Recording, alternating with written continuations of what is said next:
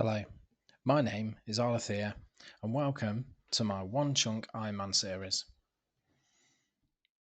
Last episode, we opened up new connections all over Sidious thanks to the Levenk minecart transportation system. This meant we could roll Levenk itself, where we killed some giant bats and dwarves for some quick drops. After finishing that chunk, we rolled a free chunk on the east side of the island, and then the monk camp chunk, which included some monk and goblin kills, along with a way to restore my prayer and a way to heal from the monks who heal you for free when you talk to them. We also smashed a 30 smithing grind and decided shooting stars wasn't for us.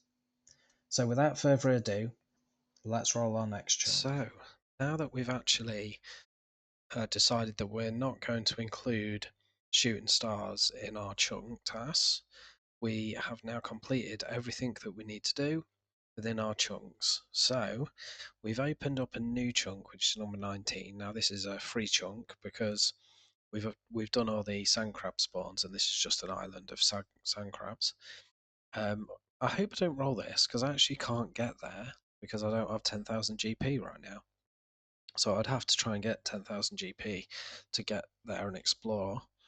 Number 18 has some salt petra in it, so we need to mine that for a current easy task.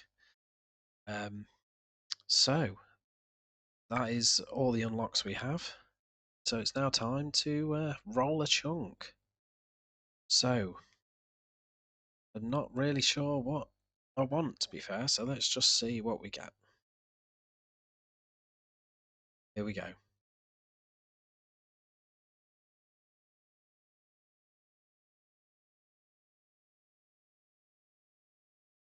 Okay, so we've unlocked some more of Lovercane. So actually, that's pretty good.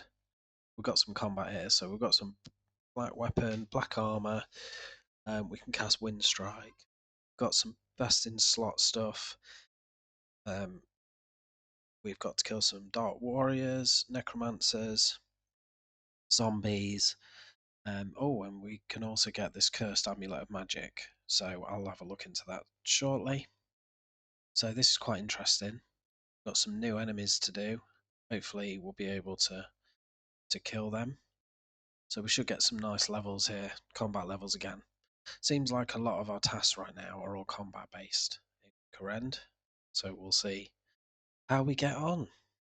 So see you soon. The Deeper Load.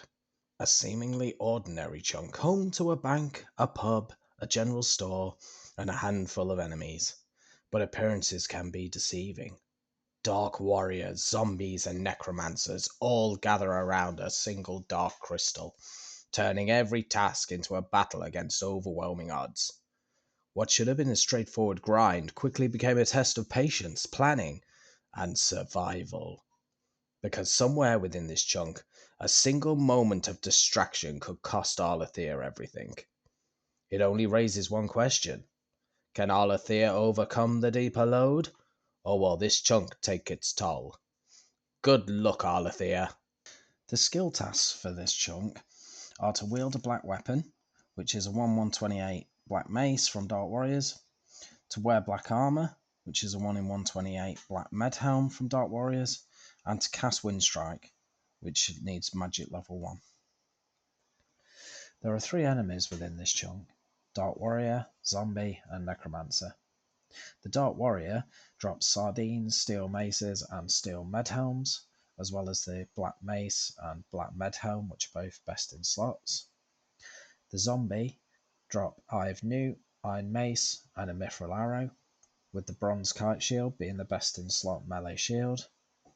The Necromancer drops air runes, blood runes, cosmic runes, death runes, and lore runes, along with a staff, which is our magic best in slot.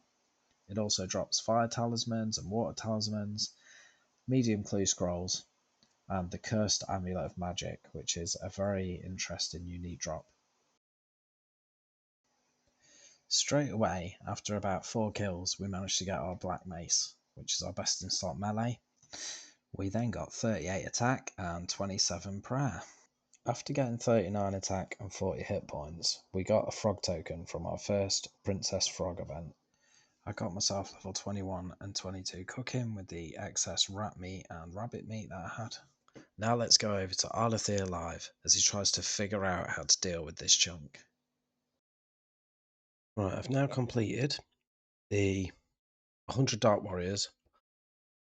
I only have the black med helm to get and a medium clue scroll to complete all the drops I need for them. So this is a good time to talk about how I'm going to deal with the zombies and the necromancers that are around here, because they're all quite clustered in. I have thought about going around the edge here and trying to get around there, seeing if there's any safe spots there, anything like that. Obviously, we can buy kebabs, which will sustain us for a while. Right now, my stats aren't good for what I need them to be, but we do have sand crabs down on the beach. So what I'm going to do is, I think, level myself up to maybe 60 defense. Yeah, maybe 60 defense. I think I'll keep my attack as it is and go for 60 strength as well. And then we'll see what we can do after I've got the rest of these drops. Because these zombies, they're 76. There is the level 56 one, but he's tucked right in the corner and he never really comes out. So I'm not sure yet how I'm going to deal with all this. These necromancers, they can do quite a lot of damage. After about 120 kills, I managed to get the black med helm, which is our best in slot helm. This meant the Dark Warriors were all finished and we can move on to zombies. Now that the Dark Warrior grind was finally behind me, it was time to make some much needed combat progress. So rather than tackling the zombie grind, I took the opportunity to train AFK on mobile. I killed 1,790 sand crabs in total. Unfortunately, this part of the journey wasn't recorded, but the results speak for themselves. So the grind came to an end with 50 attack, 60 strength, 60 defense, 57 hit points, and a combat level of 68, allowing me better survivability when taking on the next grind, which is the zombies. I managed to reach 28 prayer from killing zombies and even picked up my first necromancer kill, rewarding me with a nice cosmic rune drop.